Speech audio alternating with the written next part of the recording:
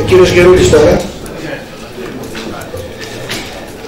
Τέος επιστημονικός συνεργάτης του Εργαστηρίου Γεωργικής Υδραυλικής του Γεωπονικού Πανεπιστημίου Αθηνών θα μας παρουσιάσει την άρδευση και την υποβάθμιση του αργολικού πεδίου.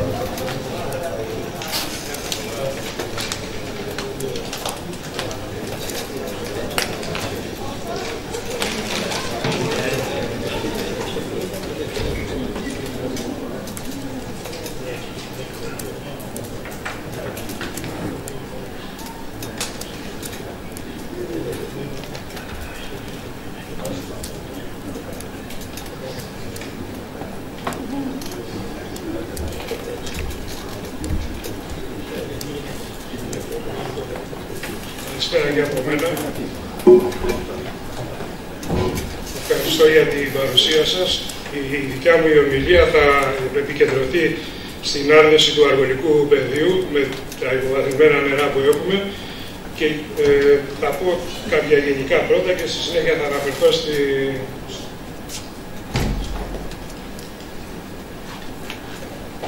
Κάποια από αυτά έχουν υποθεί και από τους προηγούμενους ομιλητές, θα τα περάσω γρήγορα για να μην χάνουμε χρόνο, έτσι.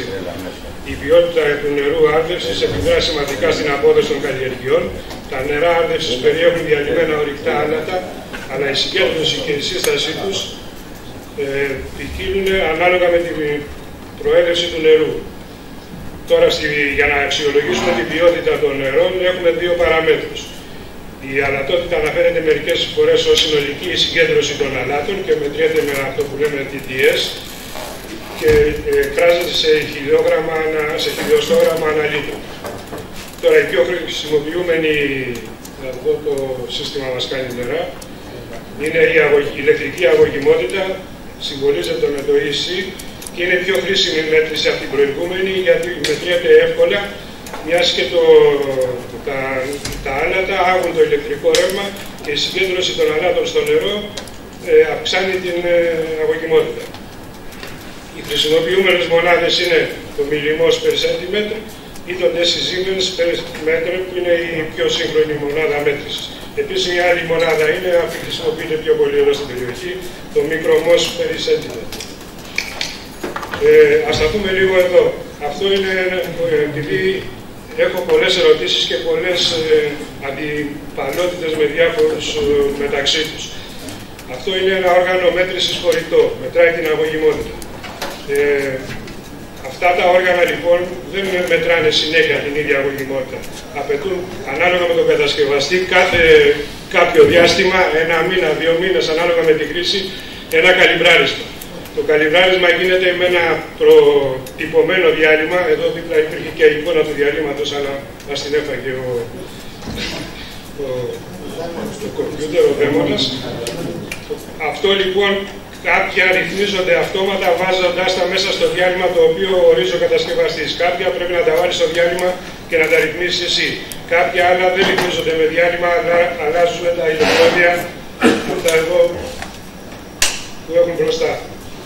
Εντάξει, ή κάποια άλλα έχουν εδώ πίσω ένα βιδάκι και ρυθμίζεται, από εκεί καλυμπράρεται.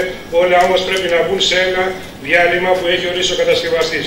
Συνήθως ανάλογα το εύρος των μετρήσεων που θέλουμε να κάνουμε, δηλαδή αν θέλουμε να μετρήσουμε στα 2.000 αγωγημότητες, χρησιμοποιούμε ένα αντίστοιχο διάλειμμα. Αν μετράμε σε χαμηλές 500 αγωγημότητα, χρησιμοποιούμε αντίστοιχο διάλειμμα.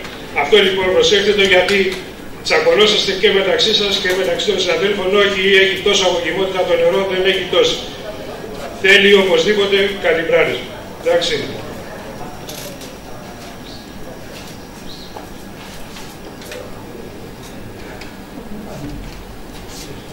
Τώρα, υπάρχουν δύο παράμετροι ποιότητας που εξετάζουν και αξιολογούν την ποιότητα του νερού άρδευσης. Είναι η ηλεκτρική αγωγημότητα που είπαμε προηγουμένως και το ποσοστό προσρέφησης του νατρίου, το sodium absorption ratio, το SAR το λεγόμενο, το έχουν μάθει όλοι τώρα και το λένε. Αυτό τι μας λέει, το ποσοστό που έχει προσροφηθεί το νάτριο σε σχέση με το ασβέστο και το μαγνήσιο πάνω στη στιβάδα της αργύλου. Εδώ είναι ένας πίνακας του Αμερικάνικου Υπουργείου Γεωργίας που χρησιμοποιώντας την αγωγημότητα και τη συγκέντρωση του νατρίου κατατάσσει τα νερά σε διάφορες καταλληλότητες. Τώρα, το υδατικό ισοζύγιο που έχουμε στο έδαφος για μια αρδευτική περίοδο, για ένα κομμάτι άρδευση, ξέρω εγώ, από μια εβδομάδα σε εβδομάδα ή για κάθε 2 αρδεύσεις, ανάλογα το ορίζουμε εμείς αυτό, γράφεται από αυτόν τον τύπο και είναι το νερό άρδευση σε χιλιοστά, η βροχόπτωση, το P, αυτό εκεί,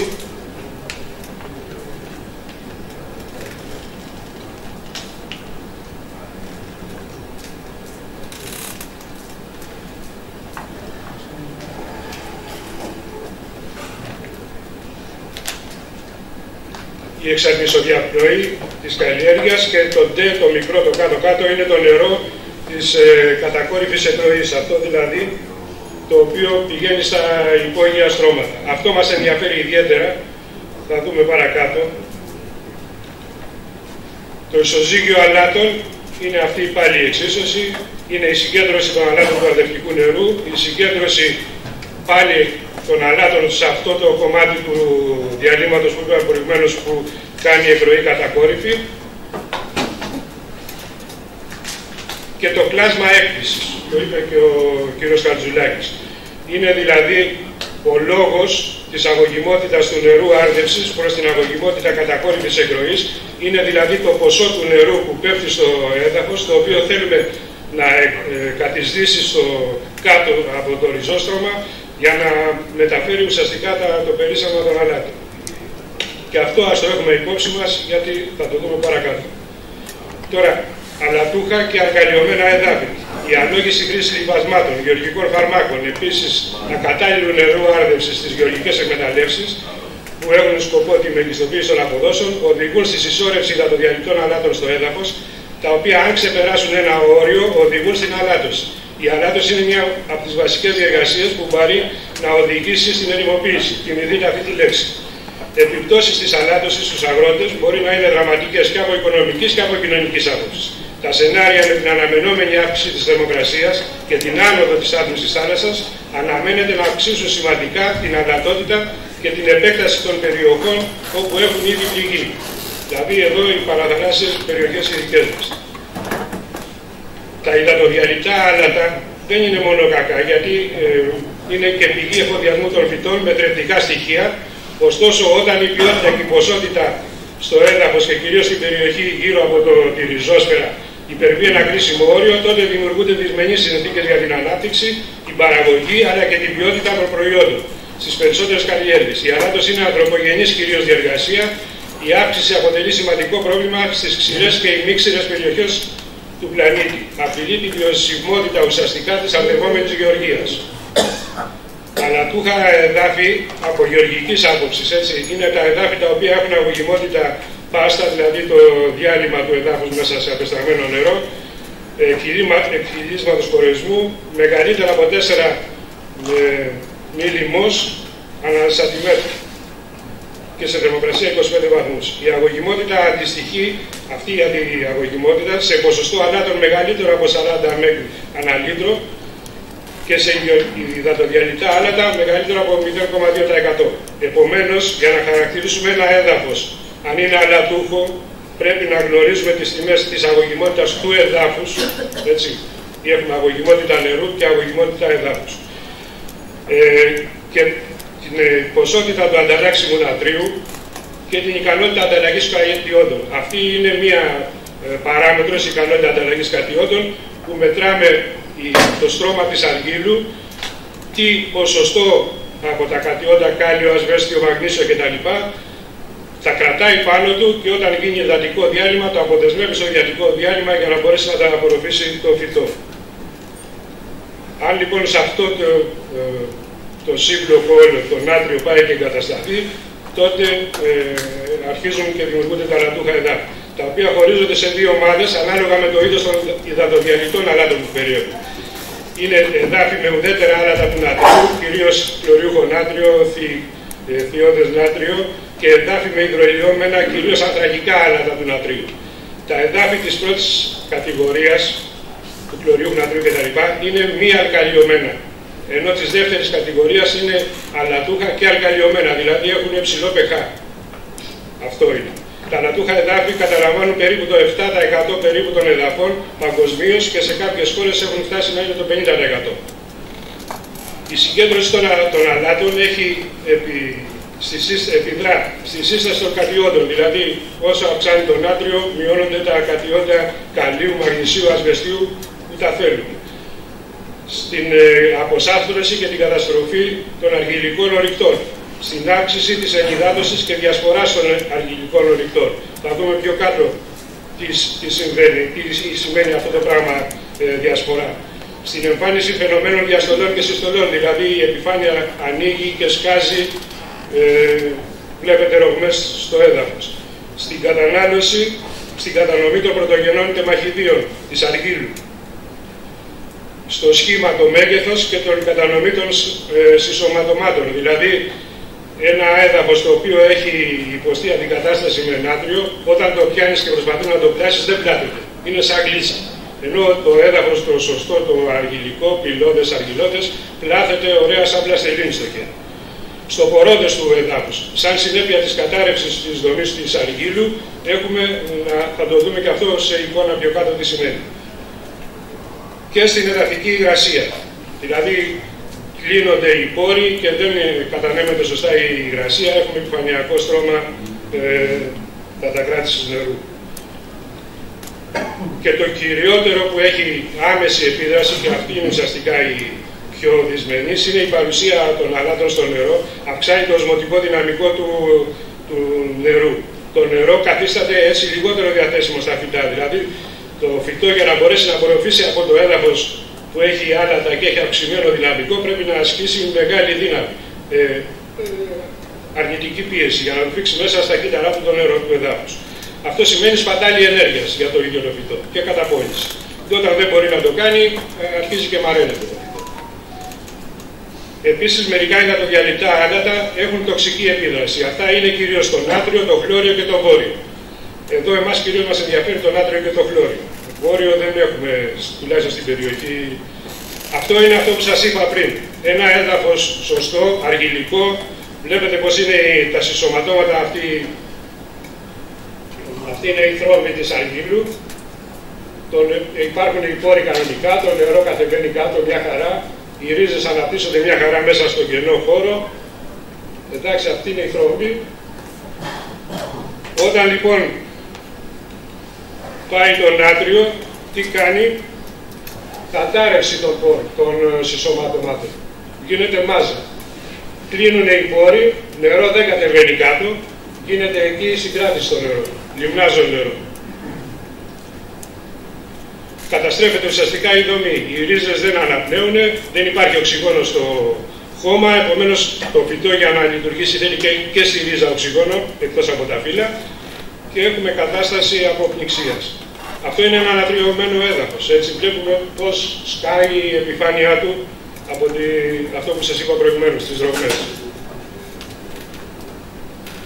Τώρα, τα λατούχα αλκαλιωμένα εδάφη, όχι αυτά που είναι μόνο λατούχα, έχουν ηλεκτρική αγωγημότητα της πάστας πάνω από 4 δισισήμες και ESP πάνω από 15%. Έτσι, επομένως, για να χαρακτηρίσουμε ένα έδαφος αλατούχο αλκαλιωμένο, πρέπει και εδώ να γνωρίζουμε την αγωγημότητα, το ανταλλάξιμο νάτριο και την ικανότητα ανταλλαγής κατιότητα.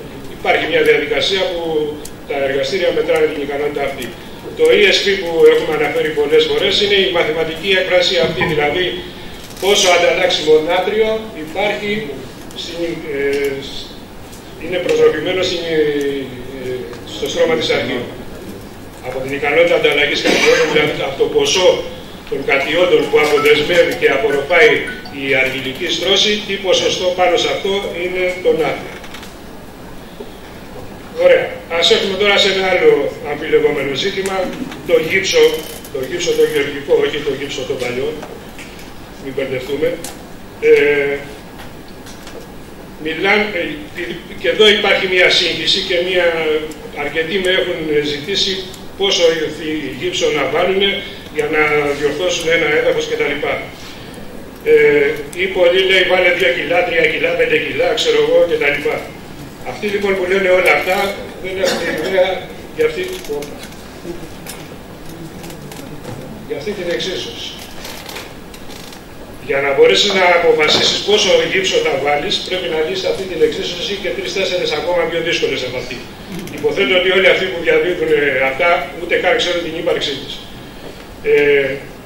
Για να γίνει λοιπόν, αν ένα έδαφος είναι αλατούχο, για να μπορέσουμε να το βελτιώσουμε πάλι, έλυσα μια τέτοια εξίσωση με ένα εικονικό παράδειγμα, με ένα φίλο μου που ξέρει καλύτερα τις εξισώσεις, για να φτιάξουμε το νάτριο από 35% στο 3% σε ένα βάθος 60 εκατοστά στο έδαφος, υπολογίσαμε ότι θα χρειαστούμε γύρω στους 6 τόνους θηικό ασβέστιο, γύψο.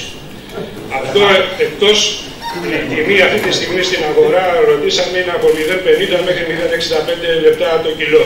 Δηλαδή θέλεις γύρω στις 4.000 ευρώ το στρέμμα για να χρησιμοποιήσεις αυτό. Το αποτέλεσμα είναι αμφίβολο. Αυτό που θα γίνει και γίνεται με αυτές τις μικρές ποσότητες που λένε, ουσιαστικά τι γίνεται, προσθέτουμε ασβέστιο στο έδαφος, στο επίπεδο του ριζοστρώματος και το φυτό βοηθιέται στο να απορροφήσει ασβέστιο. Μπορούσαμε να το κάνουμε με κάτι άλλο, ας πούμε ασβεστούχο λίπασμα, χωρίς να χρησιμοποιούμε το γύψο. Εντάξει, αυτό, επειδή και εδώ με έχουν αρκετοί ρωτήσει, μου είπαν να ρίξω 3 κιλά στο δέντρο ή 5. Δεν διορθώνεται η αλατότητα μου. Απαιτεί μια διαδικασία που ειδικά στις δεντρώτες καλλιέργειες δεν μπορεί να γίνει. Γιατί πρέπει, αν θέλεις στα 60 εκατοστά να κάνεις αυτή την... Ορίζεις εσύ το πόσο πρέπει να κάνεις. Στο 80, στα 40, αλλά μέχρι 60 είναι το σύνηθες.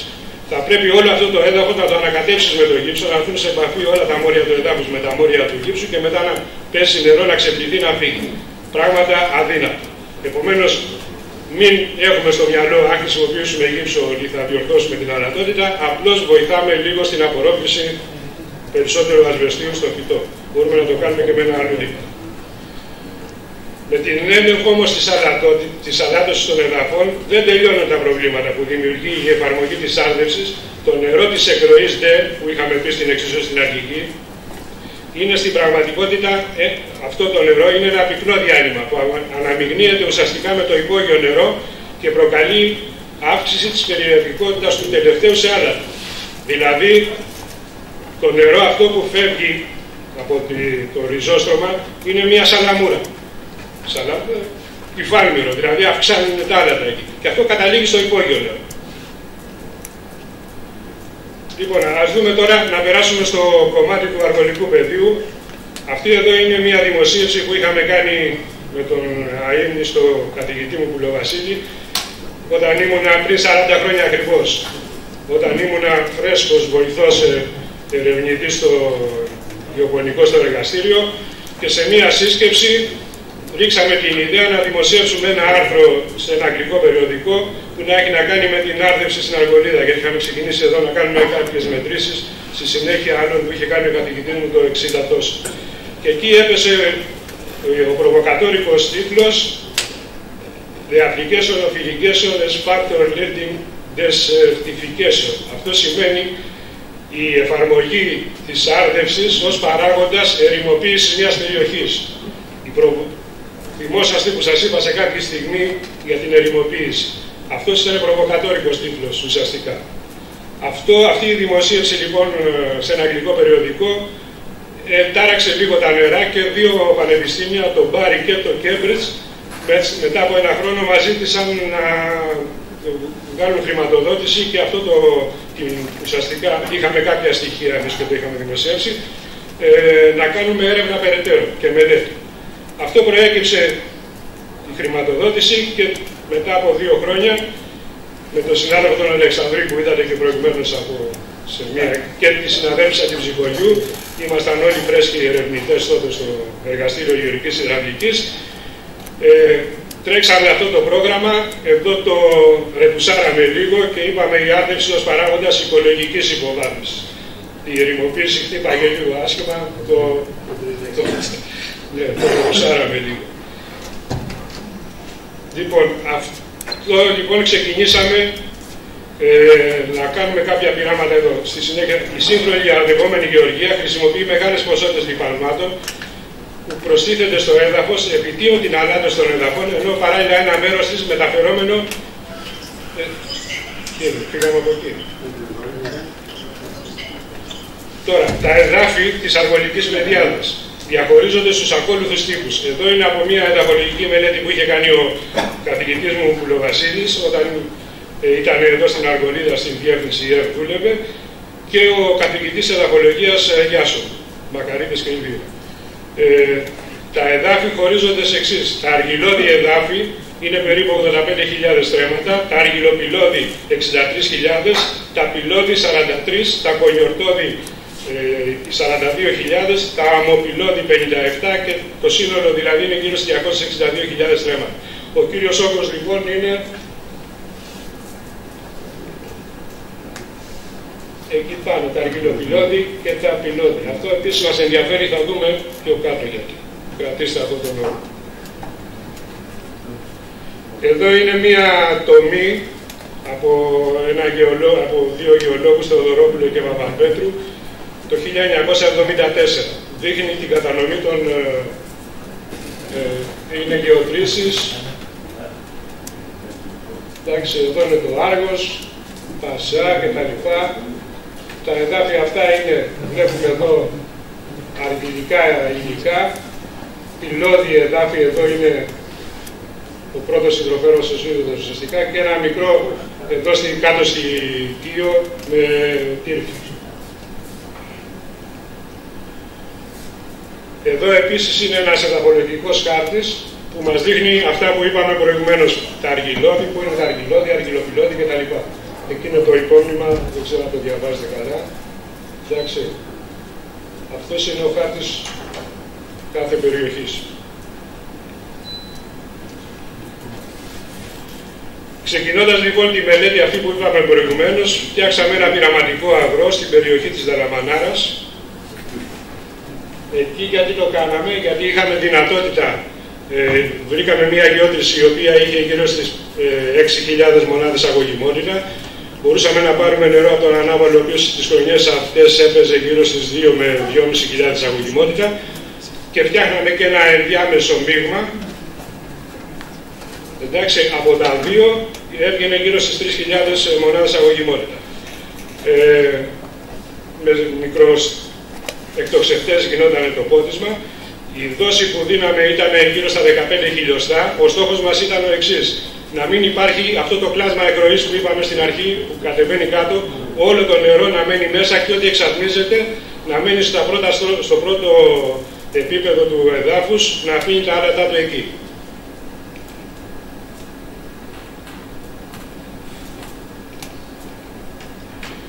Εδώ λοιπόν ήταν η μέτρηση των αλάτων. Το πάνω είναι η γεώτρηση με τα πιο πολλά, το μεσαίο είναι το μείγμα που κάναμε και το κάτω ήταν του ανάβολου. Ήταν τα άλατα που άφηνε, μετράγαμε άνοιξη, φθινόπωρο, άνοιξη, φθινόπωρο, άνοιξη, φθινόπωρο. Βλέπαμε ότι την άνοιξη ήταν όλα και τις τρεις ποιότητες ήταν στο χαμηλότερο σημείο. Το φθινόπωρο αυξάναν τα άλατα. Την επόμενη χρονιά αυξήθηκαν πιο πολύ, την μεθεπόμενη πιο πολύ.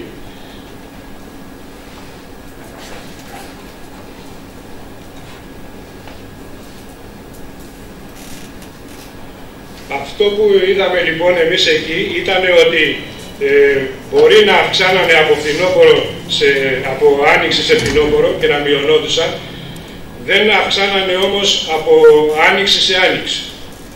Οι διαφορές ήταν πάρα πολύ μικρές. Η εκτίμηση που κάναμε, επειδή με την άρτευση που κάναμε εμείς δεν κάναμε ξέπλυμα, αυτό το πλάσμα που λέγαμε στην αρχή, εκτιμήσαμε ότι όλο το ξέπλυμα γινόταν από την βροχόπτωση. Την περίοδο εκείνη λοιπόν οι βροχοπτώσεις που είχαν καταγραφεί στους σταθμούς της Δαλαμανάρας και του Άργους ήταν λίγο πάνω από το μέσο όρο των βροχοπτώσεων που έχει κανονικά η περιοχή. Εκτιμήσαμε λοιπόν ότι αυτός ο όγκος βροχόπτωσης ήταν ικανός για να ξεπλύνει τα άλατα χωρίς να γίνει επιπλέον έκκληση με νερό. Αυτό που λέω εδώ πέρα τώρα, έτσι.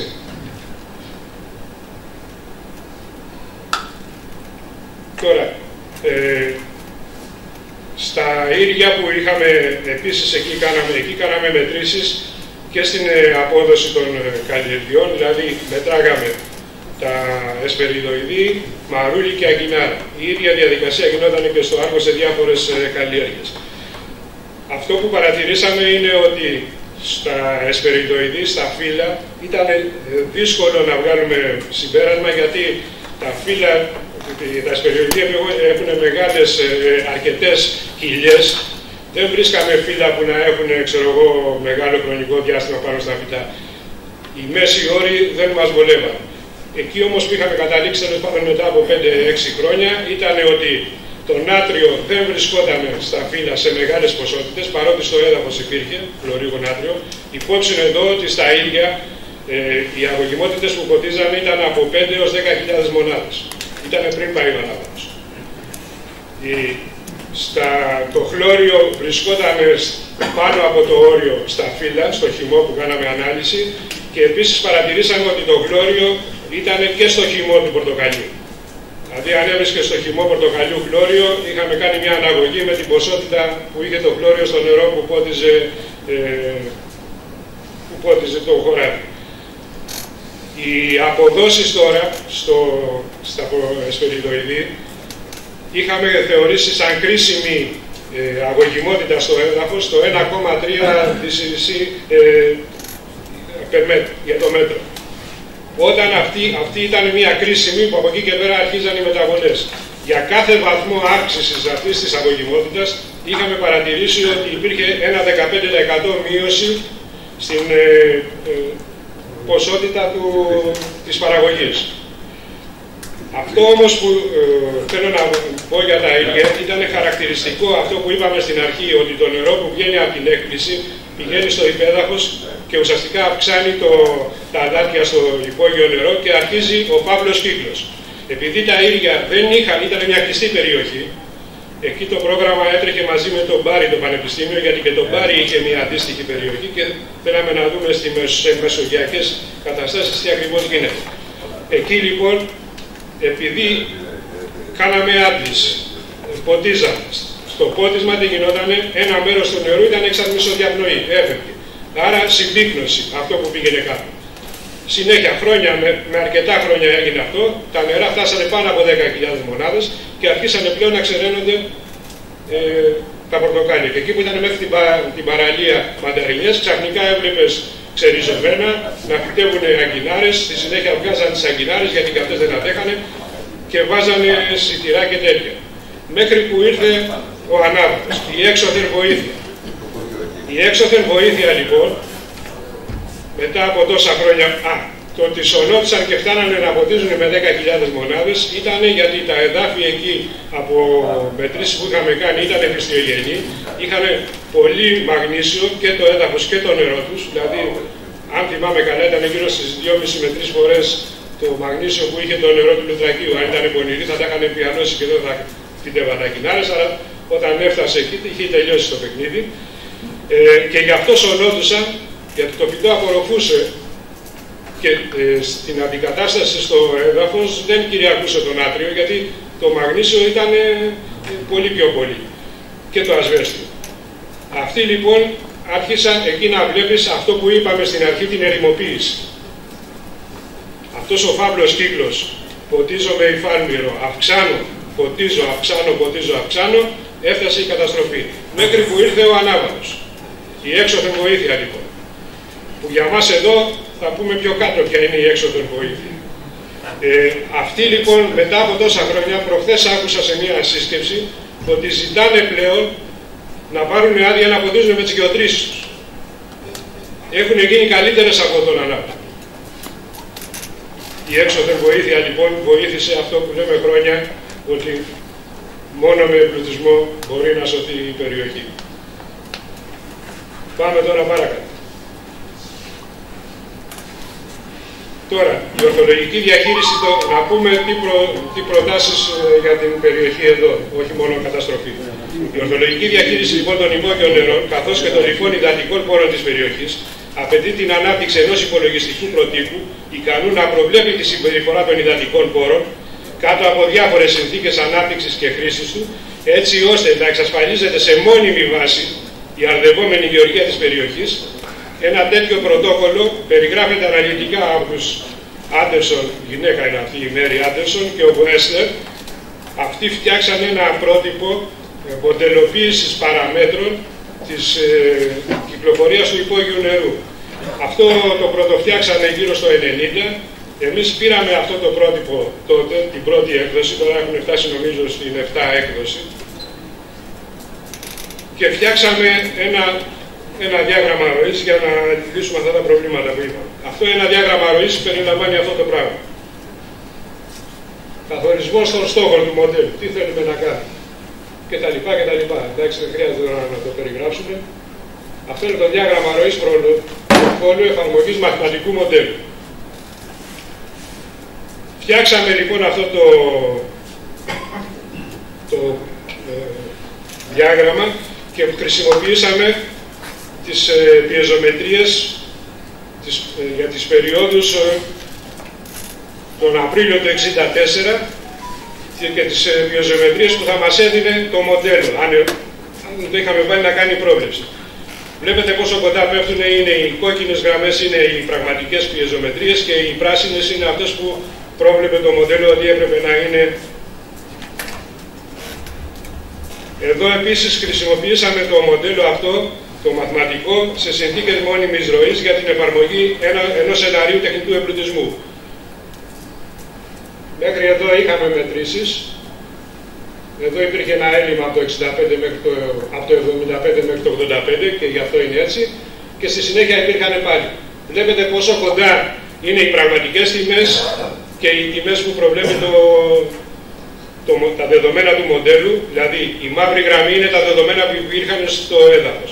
Τα δεδομένα του μοντέλου είναι τα κόκκινα και το σενάριο που είχαμε κάνει εμείς, αν γινόταν τεχνητός εμπλουτισμός, πού θα ήταν τα νερά και όλα αυτά που είπαμε προηγουμένως, η έξωθεν βοήθεια, είναι η γραμμή η μαύρη ίσα. Βλέπουμε λοιπόν πόσο έχουν εξελιχθεί πλέον τα μοντέλα και με την ταχύτητα και τη δύναμη που έχουν οι καινούργιοι υπολογιστές μπορούμε να κάνουμε τα πάντα. Η ορθολογική διαχείριση λοιπόν των φυσικών πόρων της Αργολίδας είναι στην πραγματικότητα μια περίπλοκη και δυναμική διαδικασία, η οποία θα πρέπει πάντα να υποστηρίζεται από πραγματικά δεδομένα που αναφέρονται στις παραμέτρους αυτές και στις μεταβολές τους όπως παρατηρούνται με τον χρόνο. Ας πούμε από το 98 νομίζω και μετά δεν υπάρχουν στοιχεία αυτά που μετράγαμε εμείς, αγωγημότητες στο έδαφος, αλατότητες και όλα αυτά. Υπάρχει ένα κενό. Δεν μπορούμε να συνεχίσουμε λοιπόν έτσι. Πρέπει όλα αυτά να καταγράφονται. Για τον λόγο αυτό θεωρούμε ότι είναι τελείως απαραίτητα να δημιουργηθεί και να λειτουργεί στην περιοχή σε μόνιμη βάση μια επιστημονική μονάδα. Η μονάδα θα πρέπει να στελεχωθεί με επιστημονικό προσωπικό, ειδικευμένο στις επιστήμες του νερού, στη γεωλογία και στη γεωπονία. Θα πρέπει επίσης να διαθέτει το κατάλληλο βοηθητικό προσωπικό, να είναι εξοπλισμένη με τα απαραίτητα συστήματα συγκέντρωσης των πληροφοριών που σχετίζονται με το οικοσύστημα της περιοχής. Πριν σας ευχαριστήσω, θα ήθελα να πω ότι η λύση, κανονικά εμείς σήμερα, δεν έπρεπε να μιλάμε για επαλμύρωση στο αργολικό πεδίο. Η λύση την είχαμε πει εκεί που ξεκινήσαμε όλοι αυτό το ταξίδι, τον Οκτώβριο του 2024. Και από όλες τις μετρήσεις που είχαμε κάνει αυτά τα χρόνια είναι ο εμπλουτισμός. Δηλαδή αυτό που είπε ο Ανδρέας για το αργολικό πεδίο, θα σας πω εγώ τι μας έλεγε ο Ολλανδός μάνατζερ που ήταν από το Cambridge όταν κάναμε εδώ. Μας έλεγε ότι είμαστε ηλίθιος λαός. Αφήνουμε τα γλυκά νερά, τα οποία μας τα έχει χαρίσει η φύση, γιατί εμείς εδώ ουσιαστικά τι εκμεταλλευόμαστε, τα στραγγίδια τριών νομών, των ορεινών νόμων της Αργολίδας, της Αρκαδίας και της Κορινθίας. Μας τα έχει δώσει εδώ και τα αφήνουμε και πάμε στη θάλασσα. Φαίνεται, λέει, αφήνετε το νερό να φεύγει στη θάλασσα, το νερό θα πάρει και το χώμα μαζί, φαίνεται, θέλετε να πάτε να θαυτείτε στη θάλασσα και εσείς μαζί τους. Και όσο για το ότι υπάρχει συνεχόμενη ζωή, ακριβώς αυτό μας έλεγε. Ότι εδώ είναι τόπος φτιαγμένος για να ζουν ανθρώποι. Και αστειευόμενο μας έλεγε να του χαρίσουμε την Αργολίδα, να μας χαρίσει την Ολλανδία όλοι. Και να δείτε τι θα κάνω εγώ εδώ μετά. Δεν χρειάζεται. Λοιπόν, εγώ νομίζω ότι η λύση βρίσκεται εκεί. Πρέπει να συνεχίσουμε την προσπάθειά μας από την καινούργια χρονιά. Δεν ξέρω πώς υπηρεσίες, ούτε μία σταγόνα νερού να μην γίνεται στη θάλασσα. Πρέπει να συνεχίσουμε την προσπάθειά μας από την καινούργια χρονιά. Δεν ξέρω πώς οι υπηρεσίες, ούτε μία σταγόνα νερού να μην γίνεται στη θάλασσα. Αυτό φάνηκε και στα ίδια όταν αρχίσανε να πέφτουν. Ευχαριστώ. Συγγνώμη για το σύνθημα της Επιτροπής αυτό, γιατί δεν ξέρω τι σε πιάστα. Λοιπόν.